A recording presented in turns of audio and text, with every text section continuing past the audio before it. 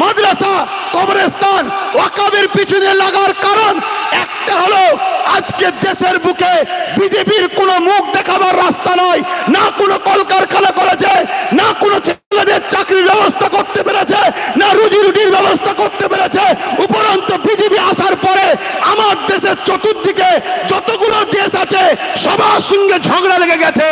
আর একটু খুলে বলি, আমার হিন্দু মা বাপ ভাই বোনেরা, আর আপনারাও শুনে রাখেন, প্রচার করবেন, যদি বিজেপি হিন্দু দরদি হয় তাহলে নেপালে তো 95% হিন্দু, সেই নেপালের সঙ্গেও ভারতের সম্পর্ক ভালো নেই কেন? জবাবটা বিজেপিকে দিতে হবে। জানেন তো নাকি নেপালে 95% হিন্দু, সেখানে সম্পর্ক ভালো নেই। যদিও বা বাংলাদেশের সঙ্গে সম্পর্ক ছিল, এক হাসিনাকে নিয়েছে আর বাংলাদেশের সঙ্গে সম্পর্কটা খারাপ করার চেষ্টা করছে। চতুর্দিকে আমাদের দুশ্মন হয়ে গেছে।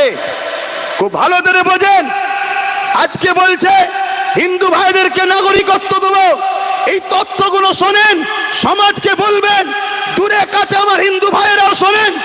পাকিস্তান থেকে স্বামী একজন গায়ককে ভারতবর্ষে নিয়েছে, ভারত সরকার তাকে নাগরিকত্ব দিয়েছে, এর জন্য কোনো বিল অ্যামেন্ডমেন্ট করতে হয়নি।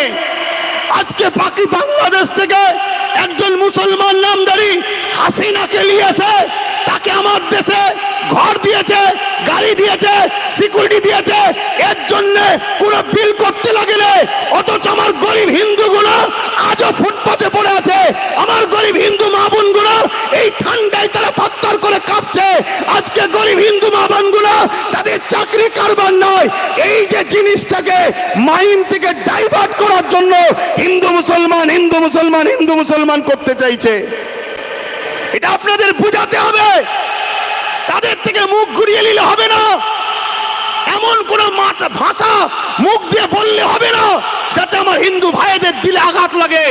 এ লড়াই হিন্দু মুসলমানের লড়াই নয়, এ লড়াই নিজের দেশকে বাঁচাবার লড়াই, এ লড়াই নতুন প্রজন্মদের হাতে রুজি রুটি চাকরি দিবার লড়াই, এ লড়াই আমার ভারতবর্ষকে এই জালিম সরকারের হাত থেকে মুক্ত করার লড়াই। এ লড়াইয়ে আমরা জীবনের শেষ নিঃশ্বাস পর্যন্ত লড়বো। রাজি আছেন? হাত তুলে বলুন রাজি আছেন। তাহলে আজকে এই ঢোলা দক্ষিণ 24 পরগনা মাদারতলা থেকে এই লড়াইয়ের এই এলাকা থেকে শুরু হলো। আগামী দিন আমরা রাজ্যের বিভিন্ন জায়গায় করার পর আগামী দিন কলিকাতার রাজপথে স্তব্ধ করতে যাব। আপনারা সেদিন সারা দেবেন তো নাকি?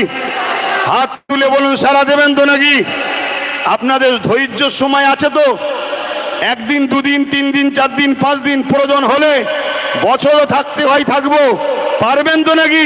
হাত লম্বা করে বলুন। ধোকা দিচ্ছেন না তো? ধোকা দিচ্ছেন না তো?